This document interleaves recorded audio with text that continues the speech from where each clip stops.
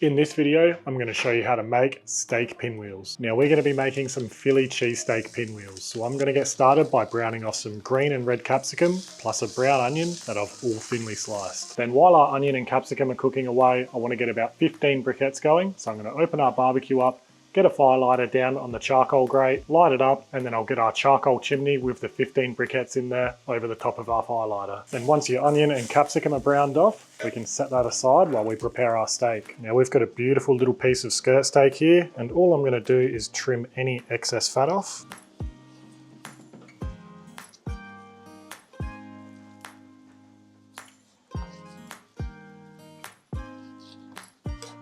And now our skirt steak is all trimmed up, it's time to flatten it out. So what I'm going to do is just get some baking paper over the top. And I can't find my mallet, so what I'm going to do is just bash it down with a log split. And that should do the trick. Then you want to go ahead and season it up in your favourite steak rub. I'm just going to be using some of our beef bounce. And then inside that, we're going to get some provolone cheese slices and then our onion and capsicum mix. And now we want to roll that up nice and tight. And now we want to tie it up. So I'm just going to get a string in the middle, put my tag end under the other end, make a loop, go through that with my tag end. And then I just want to tie a knot in that end, just so the string doesn't pull through on itself. And then the non-tag end, we can just start working tight. And then once it's tight, just make a loop, go over your tag end, lock it off, cut the excess off, and then I reckon I'll go around 2 finger spaces apart with the next strings.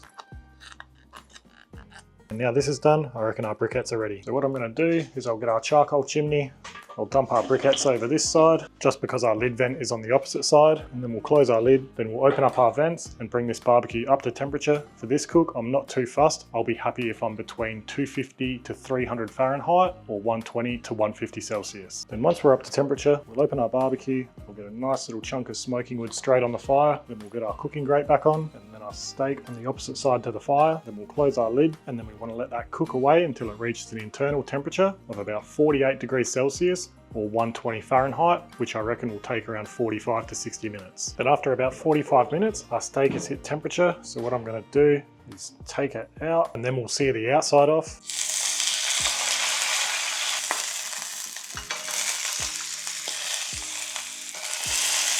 Then once the outside's all seared off, I'm going to transfer it to a wire rack where it's going to rest for 10 minutes. Now the reason I'm using this cooking method is because I want a nice sear all the way around our pinwheels. A lot of the pinwheel recipes you see out there, they slice them individually first, they'll sear them off, and then they'll move them indirect. But a lot of the time they don't get that nice sear on the outside. So once our steak is rested, we're going to slice them individually and then we're just going to finish them off again in the pan, just to sear off the sides that we've sliced. And that way we're going to have that nice subtle smoke flavour because we've smoked it first. We've got a nice sear on the outside and then we'll get a nice sear on the other sides once we slice them and finish them off in a pan. And after a rest, we're just going to slice in between each string.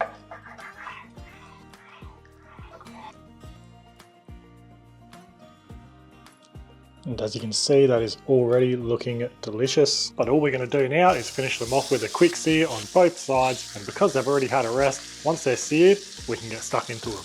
All right, now let's slice one straight open. Just going to get rid of that string first.